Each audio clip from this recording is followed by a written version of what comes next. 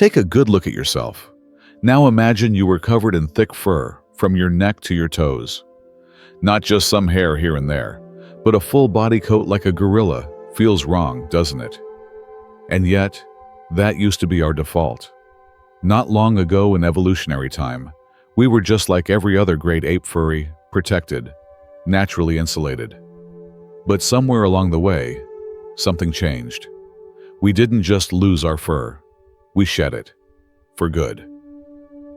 Think about that. In a world full of predators, parasites, cold nights, blazing sun, who gives up their fur?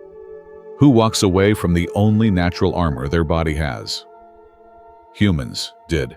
The only naked primate in a jungle of fur. That's not just strange. That's radical. And it raises a deeper question. Was this a biological accident or a conscious trade? To find the answer, we have to go way back to the dry grasslands of East Africa, over 1 million years ago. The sun scorches the earth. The air buzzes with heat. And walking across this ancient world is something never seen before. Tall, upright, bare-skinned, sweating under the weight of a growing brain. This is Homo erectus. No fur, no turning back. Just long limbs, burning muscles, and a mind on fire. This creature wasn't stronger than its predators. It wasn't faster than its prey. But it was different. And sometimes being different is all it takes. So why did we lose our fur? Why did we choose to go naked and survive? That's where the real story begins. It turns out we didn't lose our fur in some grand moment of intentional evolution. We lost it because something broke. Deep inside our DNA is a gene called KRT41P. And once upon a time, it did exactly what it was supposed to help grow thick, protective body hair. In chimps and gorillas, that gene still works perfectly. But in us, it's a ghost. A pseudogene. One tiny mutation. Just a single-letter deletion in our genetic code. And it stopped producing the protein needed to build strong, coarse hair shafts.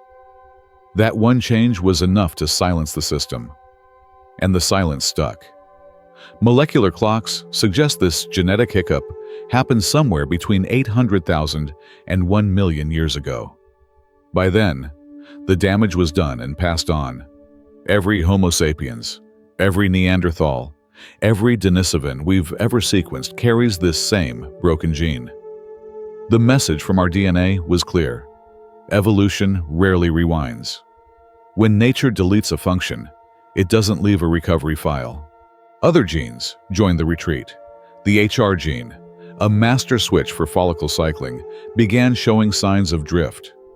Regulatory genes like LHX2, which help keep follicle stem cells active, lost some of their enhancer regions. The result? Hair still grows in patches, but not thick, not even, and definitely not everywhere. But gene loss doesn't always tell the full story. One theory that's both oddly compelling and slightly gross suggests that humans lost their fur to fight parasites. No, seriously. Lice, fleas, ticks. If you're living in close groups and snuggling for warmth, body hair becomes the perfect hiding spot for unwanted guests. Fewer hairs, fewer hitchhikers. Bonus: easier hygiene, especially when choosing a mate. In the Stone Age, bald might have meant clean. Clean might have meant desirable. And love, as always, is a powerful evolutionary force. Still, whatever the reason, once that gene went dark, there was no growing it back. We were committed. Skin out, nerves exposed, no more coat to crawl into. But instead of retreating, we adapted. Fire, tools, clothing, each invention a kind of answer to the loss. When biology locked the door, we picked up a rock and built another way forward. Losing fur didn't just change how we looked. It changed how we survived. Because as our bodies shed hair, something else was growing our brains. Bigger, heavier, more demanding. The human brain is a power-hungry organ. It sucks up about 20–25% of your resting energy, and all that brain power generates heat. A lot of it. Now, here's the problem. Heat and brains don't mix. An overheating brain isn't just inefficient, it's deadly. So if you're evolving a massive cerebral engine, you'd better have a damn good cooling system. Enter the most underrated superpower in human biology: sweat. Most mammals don't sweat like we do. Chimps sweat mostly through their armpits. Dogs pant. Cats find shade. But humans, we sweat everywhere. Arms, legs, chest, back. Over 2 million eccrine sweat glands, built for one job: keeping that precious brain from cooking. It's not glamorous, but it works. When Homo erectus took to the open savanna, chasing prey under a punishing sun, their naked skin and sweating bodies gave them an edge. They could run farther, longer, while other animals overheated and dropped. This wasn't about speed. It was about endurance, persistence hunting, not outpacing the antelope, but outlasting it. And the whole time they ran, their brains stayed cool enough to think, to plan, to aim a spear, to imagine where the next waterhole might be. That trade-off, fur for sweat, heat for cognition, may have been one of the smartest deals evolution ever made. We lost our insulation, yes, but we gained the ability to move, to strategize, and to think on our feet literally. But sweating only gets you so far. When the sun sets and the air turns cold, a bare-skinned body starts to tremble. The same open skin that kept you alive at noon becomes a liability by night.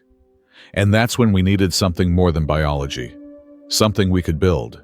Something that glowed in the dark, something called fire. Sweat saved us from the heat of the day. But when night fell, it turned on us.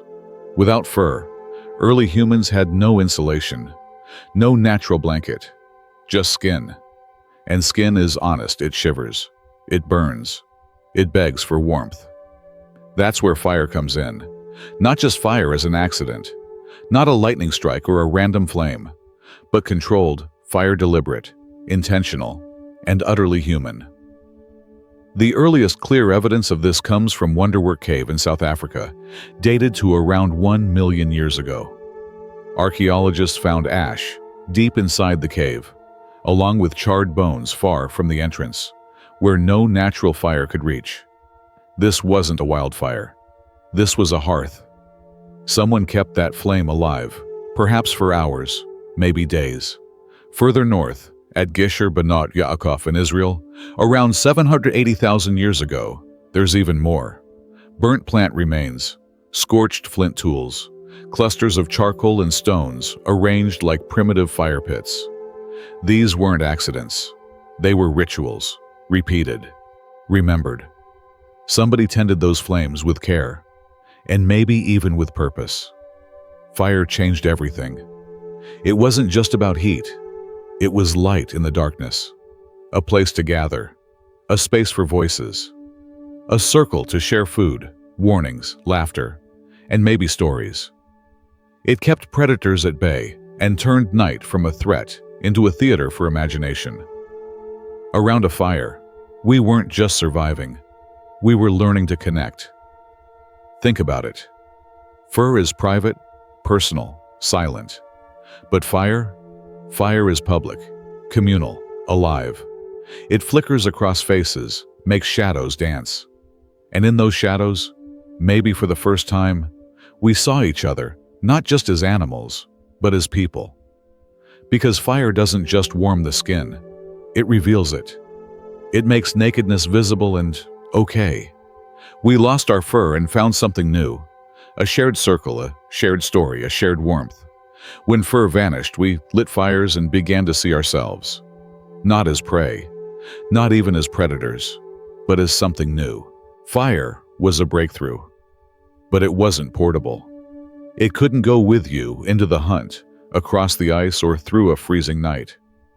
What early humans needed was something more permanent, a way to take warmth with them.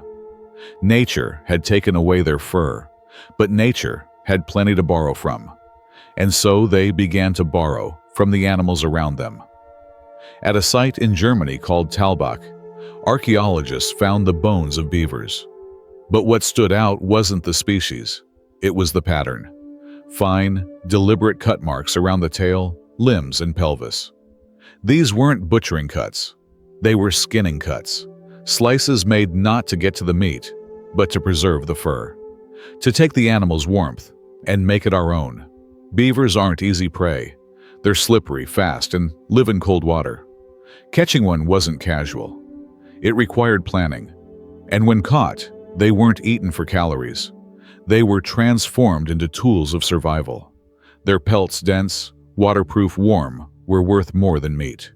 Elsewhere, tools tell the same story. Across Ice Age Europe, stone scrapers and blades show microscopic wear patterns, consistent with hide processing, stretching, thinning, softening. No fabric has survived from this period, but the tools suggest a quiet revolution. We weren't just killing animals, we were turning them into clothes. And let's be clear, there was no fashion industry, no tailoring, no runway. But there was innovation. A draped hide, a wrapped pelt, a belt made of sinew. These weren't just protection. They were expression. A silent language of survival and identity. We like to think of clothing as a cultural invention, but for early humans, it was an evolutionary necessity. Without fur, the body was exposed. Without fire, the cold was deadly. But with tools and animal skins, we created a third skin, one not grown, but earned. No Gucci, just beaver, but stitched together with thought. Because when our natural fur vanished, we didn't freeze. We thought. We adapted. We made new fur not from biology, but from behavior. The first coat wasn't grown, it was imagined. And in doing so, we began to wear something else entirely. Intention. When you trace it all back, the bare skin, the broken jean, the dripping sweat, the dancing fire, the stitched-together pelts, it starts to feel like more than just evolution. It feels like a decision, not a conscious one, but a turning point. A quiet declaration written not in words, but in heat and skin and action. One mutation silenced the gene. The fur was gone. The body overheated. So we sweated. Nights grew cold. So we burned wood. The wind cut deep. So we wore hides. And slowly, biology stepped back and culture stepped in. Each response wasn't just survival. It was invention. A way of saying, we don't accept the world as it is. We change to meet it. No longer bound by fur or fang, we became something else. Something unfinished but aware. Naked, but building. Because we didn't become human by gaining something. We became human by losing something and choosing to answer that loss with thought. Other species grow armor. We grew ideas. And maybe that's why this story still matters. Why it feels so human to look in the mirror and wonder, not just who we are, but how we got here. What we lost wasn't just hair. It was the comfort of nature doing the work for us. And what we gained wasn't just tools or fire or clothing. It was agency, adaptability, imagination. We didn't grow fur back. We built the world forward. So ask yourself, if you still had fur, soft, thick, protective, would you think differently? Act differently? Be less vulnerable? But maybe less inventive? Or was it the moment we stood bare, shivering and thinking, that we truly began to be us? What do you think? Was nakedness a flaw? Or the beginning of everything?